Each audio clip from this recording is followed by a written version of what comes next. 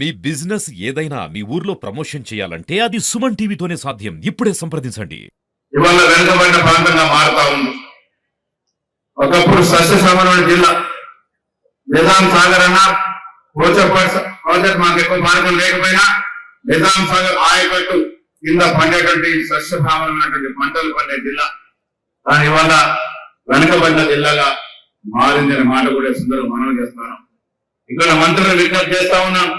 ఈ జిల్లా పిసిసి అధ్యక్షుడి జిల్లా.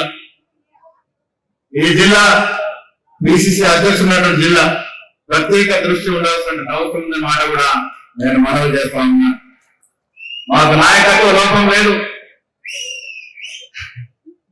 నాయకత్వ లోపం లేదు. సుదర్శన్ రెడ్డి గారు మెడికల్ ఎడ్యుకేషన్ మంత్రిగా ఉన్నప్పుడు నేను చాలా సందర్భం సుదర్శన్ రెడ్డి గారు పట్టండి రూమ్ పట్టు ఏదైనా పని పడితే వ్యాపారం అట్లా రానిచ్చాడు. రాజకీయాల్లో కూడా అంతే. మెడికల్ కళాశాల 80% రానటువంటి పరిస్థితి ఆనాడు టెక్నికల్ స్పెసిఫికేషన్. కానీ నేను వారు సీనియర్ నాయకులు చాలా మంది షమీర్ అలీ గారు గులాబ్ నల్లాతో పెద్దలతో ఒత్తిడి పెట్టించి మెడికల్ కళాశాల తెచ్చుకున్న సందర్భం. దివంగత మహానాయకుడు రాజశేఖర రెడ్డి గారు ఆనాడు మనకు యూనివర్సిటీ ఇచ్చిన సందర్భం. ఇక్కడ మధుయాష్ గారు ఎంపీగా ఉన్నప్పుడు, అంతకుముందు గంగారెడ్డి గారు ఎంపీగా ఉన్నప్పుడు పాస్పోర్ట్ కేంద్రం కానీ పిఎఫ్ కేంద్రం కానీ తెచ్చుకున్నటువంటి సందర్భం. కాంగ్రెస్ పార్టీలో పరిపూర్ణమైనటువంటి నాయకత్వం ఈ జిల్లాలో ఉంది. దానికి తర్కాలమే ఆనాడు శ్రీనివాస్ గారు కానీ, అంతకుముందు బాలగౌడ్ గారు కానీ, ఇవాళ సంతోష్ రెడ్డి గారు కానీ, అరకు రాజారాం గారు కానీ ఎందరో మహానుభావులు ఈ జిల్లా నుంచి ప్రాతినిధ్యం వహించినటువంటి సందర్భం. ఇవాళ మండ వెంకటేశ్వరరావు గారు సుదీర్ఘమైన రాజకీయ జీవితం.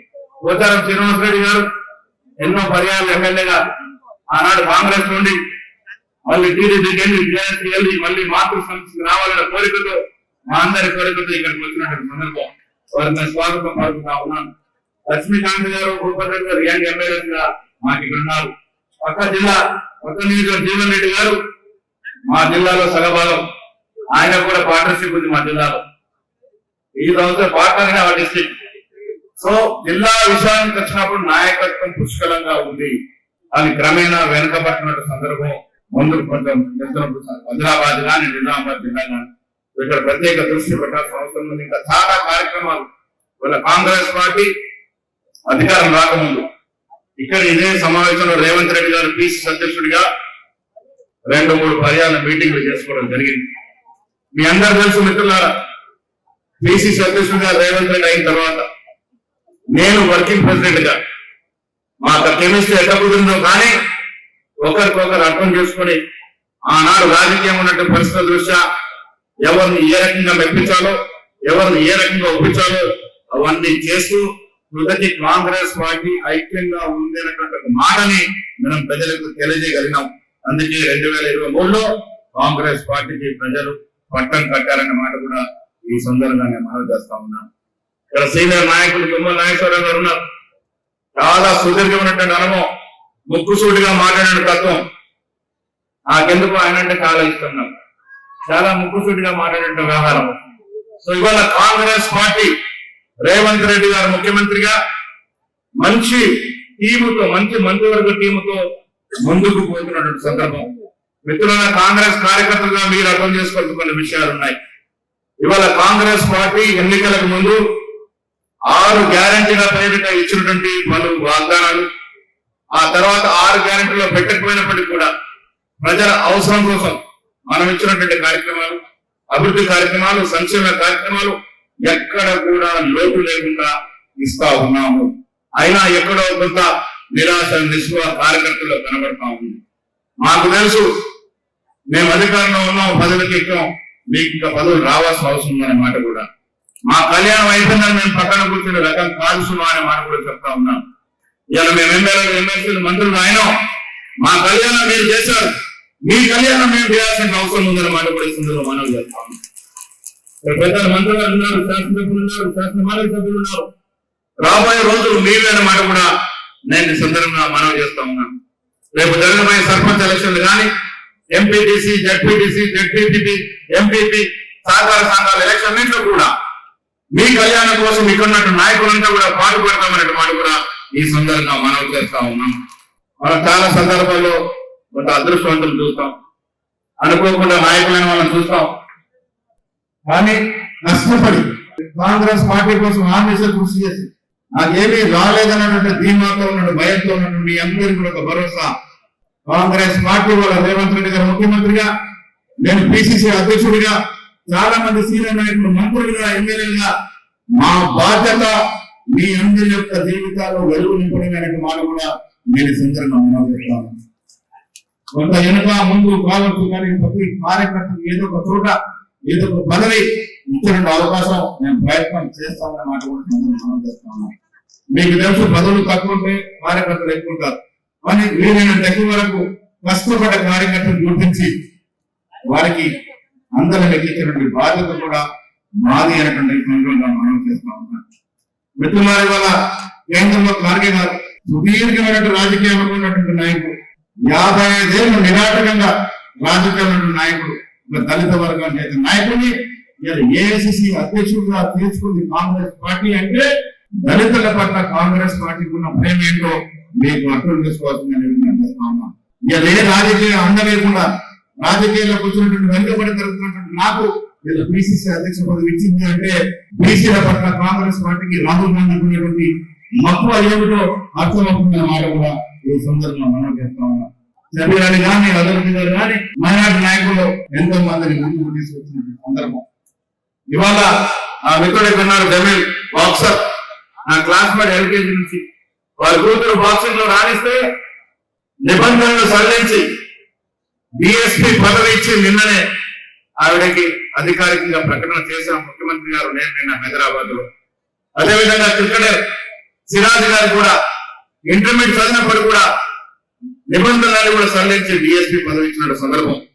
మైనార్టీల విషయంలో కానీ, స్పోర్ట్స్ విషయంలో కానీ, స్పోర్ట్స్ మెన్ విషయంలో కానీ కాంగ్రెస్ పార్టీకి రేవంత్ రెడ్డికి ఒక చిత్తశుద్ధిని చెప్పడానికి ఒక తార్కాణంగా నేను మనవి చేస్తా ఉన్నా. స్పోర్ట్స్ విషయానికి వస్తే కూడా నిజామాబాద్ జిల్లా చాలా స్పోర్ట్స్ లో రాణించిన జిల్లా. నేను నా ప్రతిపాదకులకు చెప్పాను, నేను కరాటేలో బ్లాక్ బెల్ట్ ఇస్తాను అన్నమాట. ఆ రోజు ఇక్కడ శ్రీనివాసన్ అని రిటైర్డ్ ఎస్పీ గారు లేదు, మామాజీ అని పిలిచేది మేము. వారి నేతృత్వంతో తమిళనాడు చెందిన శ్రీనివాసన్ నేతృత్వంలో కరాటేలో చేరితే 6.5 ఏళ్ళకి బ్లాక్ బెల్ట్ వచ్చింది. నాకు 6th January వరకు కంటిన్యూ చేసిన సందర్భం. నిజామాబాద్ జిల్లా నుంచి చాలా మంది క్రీడాకారులు ఇప్పటి వరకు దేశ స్థాయిలో కీర్తి ప్రశస్తులు సాధించిన సందర్భం. క్రీడల పట్ల మాకున్నటువంటి మక్కువ.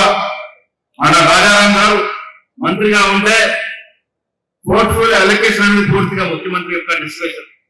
రాజారాం గారు ఒకటి అడిగేదట, ఏ ముఖ్యమంత్రి ఉన్నా మీరు నాకు ఎంత పెద్ద పోర్ట్ఫోలియో ఇచ్చినా పర్వాలేదు కానీ దానికి స్పోర్ట్స్ ని జత చేయండి అని. ఆయన ఎలక్ట్రిసిటీ మినిస్టర్ ఉన్నప్పుడు, ఆర్థిక మంత్రి ఉన్నప్పుడు కూడా స్పోర్ట్స్ శాఖను ఆయన చూసేవారు. సో ఈ జిల్లాకి స్పోర్ట్స్ పట్ల కూడా అంత మక్కువ ఉందన్న మాట కూడా నేను ఈ సందర్భంగా మనవి చేస్తా ఉన్నాను. మంత్రులు ఇద్దరు కాబట్టి నేను మనవి చేస్తా ఉన్నాను. పారిశ్రామికంగా ఒక్కొక్కరు నిజామాబాద్ జిల్లా పెట్టింది పేరు. నిజాం షుగర్ ఫ్యాక్టరీ అనేది ఆసియా ఖండంలోనే అతిపెద్ద షుగర్ ఫ్యాక్టరీగా ఉండేది. ఆ తర్వాత స్ప్లిట్ చేసి గుర్తింపు పెట్టిపోయిన తర్వాత దాని ప్రతిభ తగ్గుతూ వచ్చింది. దానికి తోడు నిజాం సాగర్ ఎంసీఎస్ఎస్ షుగర్ ఫ్యాక్టరీ, దాంతో పాటు ఎన్నో కాన్సారీలు ఈ జిల్లాలో ఉండేవన్న మాట కూడా ఈ సందర్భంగా మనవి చేస్తా ఉన్నాం. పారిశ్రామిక అభివృద్ధి చెందడానికి పుష్కలమైన అవకాశం ఉన్నటువంటి జిల్లా. నేను ఐటీ ఇండస్ట్రీస్ మంత్రి గారు శ్రీధర్ గారు ఉన్నారు కాబట్టి ఇక్కడ మాకు ఒక SEZ ఉంది. దాంతో పాటు ఇక్కడ రావాల్సిన పరిశ్రమల పట్ల ప్రత్యేక శ్రద్ధ, పిసిసి ప్రెసిడెంట్ జిల్లా కాబట్టి శ్రద్ధ వహించాల్సిందా కూడా నేను ఈ సందర్భంగా మనం చేస్తా ఉన్నాను. వ్యవసాయ పరంగా కూడా సుదర్శన్ రెడ్డి గారు ఇరిగేషన్ మంత్రిగా ఉన్నప్పుడు 2021-22 ప్యాకేజ్ తీసుకురావడం జరిగింది. ఇరిగేషన్ శాఖలో మంచి ప్రాజెక్ట్స్ అది. అది తక్కువ నిధులు ఇస్తే 21 ప్యాకేజ్ సార్ 21 ప్యాకేజీ పూర్తయ్యే అవకాశం ఉంది. ఆర్థిక మంత్రి గారు అన్నిటికీ నో ప్రాబ్లం అంటాడు కానీ మా ప్రాబ్లం తీరట్లేదు. నో ప్రాబ్లం మంత్రి గారితో మాట్లాడి చాలా తక్కువ నిధులు 21 ప్యాకేజ్ ఎంత సార్ 300-400 కోట్లు అనుకుంటాను, 300 కోట్ల ఇస్తే 21 ప్యాకేజ్ ని మేము పూర్తి చేసుకున్న అవకాశం ఉంది. కాబట్టి ఆర్థిక మంత్రితో మీరు మాట్లాడి ఆ ప్యాకేజ్ పూర్తి చేసే విధంగా వారు మీకే వింటారు. ఆర్థిక మంత్రి గారు ఐటీ మంత్రి గారికే వింటారు. అది ప్రజలు చెప్తున్నమాట. తుమ్మల నాయకులు నాకు చెప్పారు సార్. మీరు దయచేసి ఆ ప్యాకేజ్ ని పూరించే విధంగా ప్రయత్నం చేయాలని, విద్యాపరంగా కూడా ఒకే ఒక మెడికల్ కళాశాల ఉంది మనకు. అది కూడా సుదర్శన్ రెడ్డి గారు ఆయన తెలుసుకున్న మెడికల్ కళాశాల. ఇంకొక మెడికల్ కళాశాల రావాల్సిన అవసరం ఉంది ప్రభుత్వ పరంగా.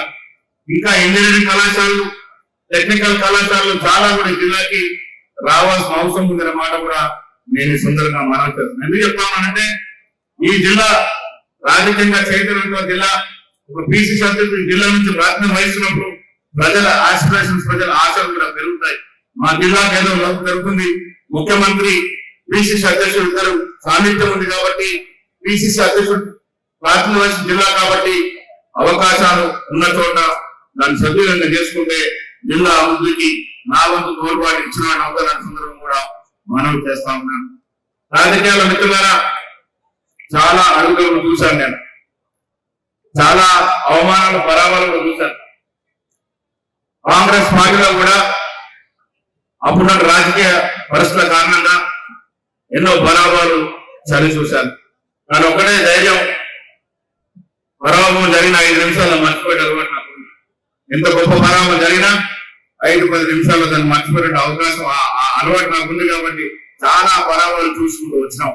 కానీ భగవంతుడు సమయం వచ్చినప్పుడు, హిందీలో ఉర్దూలో అంటారు కాకపోతే చీర్ పాడికే ఆస్మాన్ పాడికే దేఖతే అని.